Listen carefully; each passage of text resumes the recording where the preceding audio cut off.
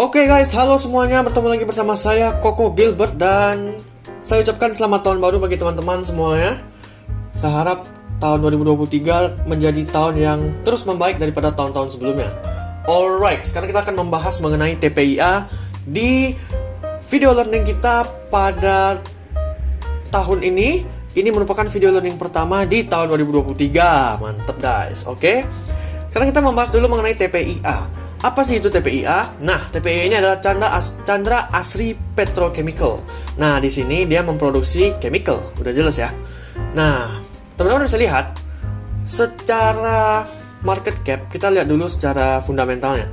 Market capnya itu memiliki jumlah yang cukup tinggi. Bisa dilihat di sini.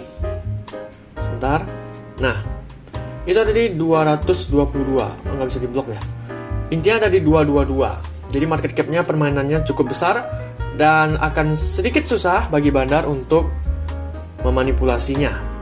Kemudian saya yang menarik banget melihat TPIA ini dari sisi teknikalnya. Kenapa menarik? Yang pertama, oke, kita show dulu. Nah, teman-teman bisa melihat di sini kita sudah menentukan resistannya, maksud saya supportnya itu di 2500. Dan untuk bagian ini kita hapus dulu ya.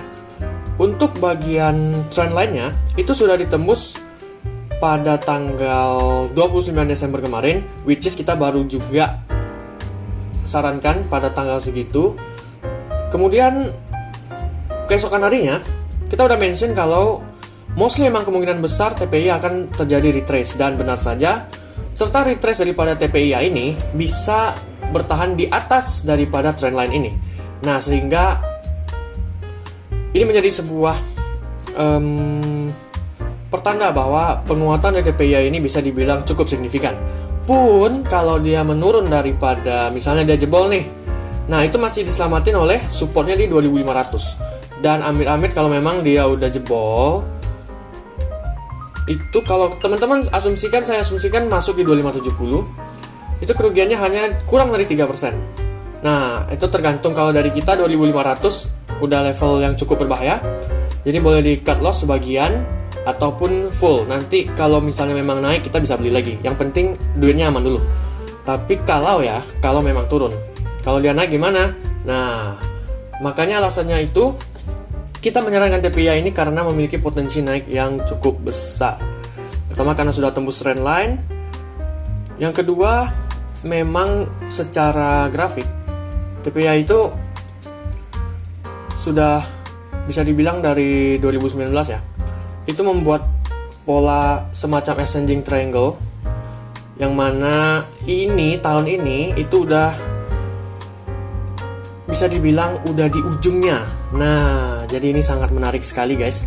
Yang pertama untuk level cut loss-nya kecil, yang kedua untuk gapaian daripada cuannya itu tinggi banget. Nah, di sini yang menjadi sangat menarik bagi TPIA ini sendiri.